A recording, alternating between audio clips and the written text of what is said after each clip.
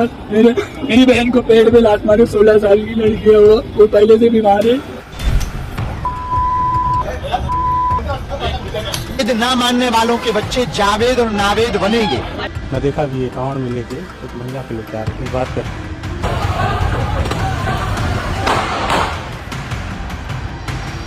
मेरी माँ ऊपर बीमार है, मैं नीचे आ रहा हूँ घबरा के, क्योंकि आज उनकी तोड़ने की तारीख थी सर, और अगर इन्होंने मेरा मकान तोड़ दिया सर तो समझिए संविधान को तोड़। समाजवादी पार्टी की दादागिरी को देखो, कैसे एक 16 साल की बच्ची जो पहले से ही बीमार थी उनको मार करके और भी बीमार कर दिया। अब धामेसर के मुंह से आग निकल रहा है मुसलमान के खिलाफ। कैसे स्पेन में एक खूनी को ऑन द स्पॉट मार दिया जाता है और हमारे यहाँ पर कंडीशन। आज भारत में 4 ट्रिलियन के मालिक है, फिर भी कैसे पुराने जमाने में जैसे किसी भी लड़की का बच्चा होता तो उनको कार से लेकर हॉस्पिटल ले आया जाता था, इसी टेक्निक से ले आया जा रहा है। साबिर खान आप लोगों के पास हाजिर हूँ हर एक की आवाज उठाने के लिए। प्लीज आप भी हम लोगों के साथ जुड़ जाइए, चैनल को सब्सक्राइब कर लीजिए।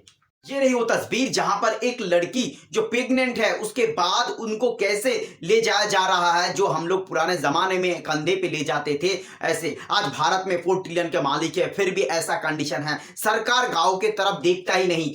मैं देखा भी अकाउंट में लेके एक महिला को लेकर आ रहे थे, बात करते हैं। कहाँ से ला रहे था?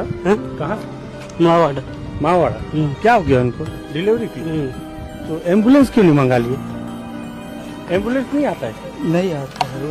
तो कब से निकले हो घर से? 8 बजे, सुबह 8 बजे। हाँ। 8 बजे निकले हैं ये और 12 बज रहा है। आप भी साथ में होते हैं? तो पूरे गांव के लोग ऐसे ही लाते हैं? हाँ, अच्छा, ये भैरमगढ़ आयुष्मान आरोग्य मंदिर है। 8 बजे डिलीवर हो गया। अच्छा, डिलीवरी हो गया है? हो गया। बच्चा कहाँ है?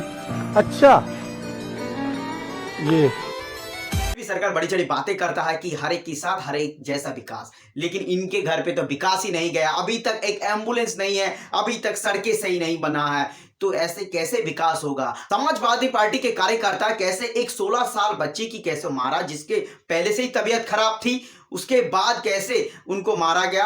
बताया जा रहा है सफीक और तरीफ नाम के जो कार्यकर्ता है समाजवादी पार्टी के, वो आया और जो गाना होता है ना काइट का, यानी IMM का जो सॉन्ग है उनको बजा रहा था, और उसके बाद उनको कैसे मारा गया, पीटा गया। सुनो।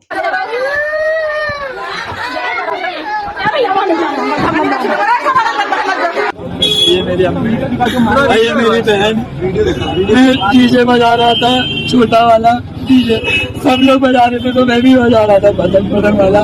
तो समाजवादी के जो भी है सभी, और उसका बड़ा भाई तोहीद, और 18 से 20 लोग जिनका वीडियो मेरे पास है, इन लोग ने आए और डायरेक्ट मारना चालू किया, घर भर में मारे, और मेरी बहन को पेट में लात मारे, 16 साल की लड़की है, वो पहले से बीमार है, उसका इलाज चल रहा है।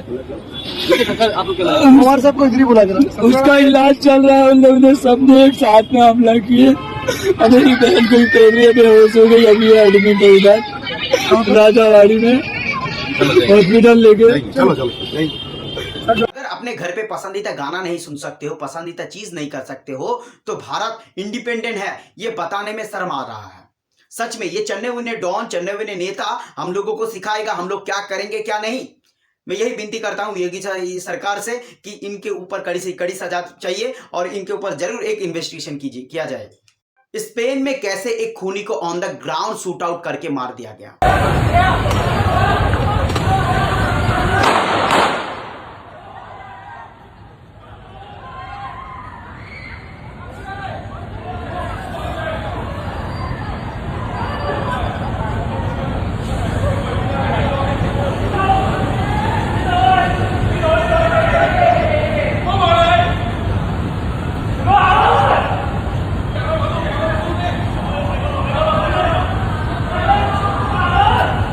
बाबा धामेसर, जिसके मुंह से सिर्फ हिंदू मुसलमान और बीजेपी के अगेंस्ट प्रोपेगेंडा के अलावा इनके मुंह से कुछ नहीं निकलता है। कैसे अपने मुंह से कैसे मुसलमान के लिए आग निकल रहा है, एक बार सुनो। बागेश्वर धाम पर वेद विद्या के प्रचार प्रसार के लिए गुरुकुलम की स्थापना करवाई जाएगी। भोजन 1 दिन तक टिकता, पानी 1 घंटे तक टिकता, लेकिन विद्या जीवन भर टिकती है। और भविष्य में वेद ना मानने वालों के बच्चे जावेद और नावेद बनेंगे। इसलिए हम वेद परंपरा को आगे बढ़ाने के लिए बागेश्वर धाम पर गुरुकुलम खोले। बाबा धामेश्वर एक ऐसा जहर है जिसके मुंह से सिर्फ जहर उगलता है और दूसरे जो कम्युनिटी के लोग हैं उनको कैसे अपने पक्ष में ले आने के लिए अपनी रणनीति अपनाता है। लेकिन इसके खिलाफ कोई भी केस नहीं होता, कुछ भी नहीं होता, क्योंकि ये एक साधु है। मुझे तो लगता है ये साधु नहीं है, ढोंगी बाबा है। आपको क्या लगता है जरूर कमेंट में बताओ।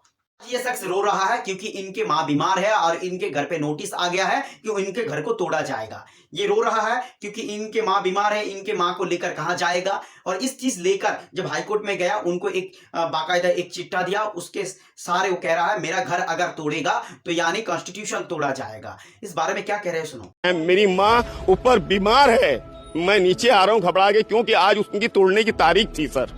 और अगर इन्होंने मेरा मकान तोड़ दिया सर तो समझिए संविधान को तोड़ दिया। क्यों? क्योंकि स्टे के बाद वो मकान तोड़ेंगे तो यानी संविधान का खून करेंगे। अगर जज साहब हाई कोर्ट के अगर मेरा आज ये सुन लेंगे तो मेरा घर बच जाएगा। मुझे अपने जज पे यकीन है, हाई कोर्ट पे यकीन है, अपने संविधान पे यकीन है। अब मुझे यही देखना है कि ये कितना सच उतरता है। सरकार पे यकीन नहीं है कि नहीं? हमें सरकार पे नहीं यकीन है, सरकार तो हमारे ऊपर जास्ती कर रही है। 2.5 महीने के बाद आए हैं घर तोड़ने और मेरा ये फुल स्टे है। अब सर मकान है आपको बताइए। मेरा C के 39/6 ये वाला जी सर। अब ये बताइए, मैं जज महोदय से कह रहा हूँ कि स्टे के बाद अगर इसको तोड़ने की अगर धमकी दे रहे हैं मुझे, वो धमकी दे रहे हैं सर सीधे सीधे। अधिकारियों ने मुझसे ये कहा है कि मैं नगर निगम के कागज को नहीं मानता। मैं जज महोदय से रिक्वेस्ट करना चाहता हूँ कि सर आप जो ये स्टे दिए हैं मुझे और ये अधिकारी इस बात को नहीं मान रहे हैं सर, उनके खिलाफ सख्त से सख्त कार्रवाई की जाए। नगर निगम का कागज है, नगर निगम की पक्की ये नकील है, इसमें लिखा है मौजा खास, रजिस्टर में नजुल संपत्ति ये दर्ज नहीं पाई जाती है। हमारा अधिकारी चाह रहा है कि फ्री में ले लें। अब बताइए इसके आगे आप ही बताइए। और हम उसके लिए अब नगर निगम का कागज नहीं मान रहा है और हाई कोर्ट का स्टे नहीं मान रहा है। तो जज साहब आप प्लीज हम लोग के बारे में कुछ सोचिए। सर हम अभी रजिस्ट्री करने के लिए तैयार हैं, मगर 13 एक्ट के तहत हमें भी देखा जाए, हमारे दुकानदारों को देखा जाए। मैं विकास के साथ हूँ सर। जो डीएम साहब ने जो हमें हलफनामा दिया है, मैं उसके तहत आज का आज अभी कभी मैं सरकार से और बड़े बड़े ऑफिसर से मैं यही रिक्वेस्ट करता हूं, इस चीज को लेकर थोड़ी गौर किया जाए और इस शख्स को थोड़ी सी वक्त दिया जाए जिससे वो एक सही जगह पर स्टेबल हो सके। इसी तरह हर एक की आवाज को उठाने के लिए हमारे चैनल को सब्सक्राइब कर लीजिए और हमारे साथ जुड़ जाइए।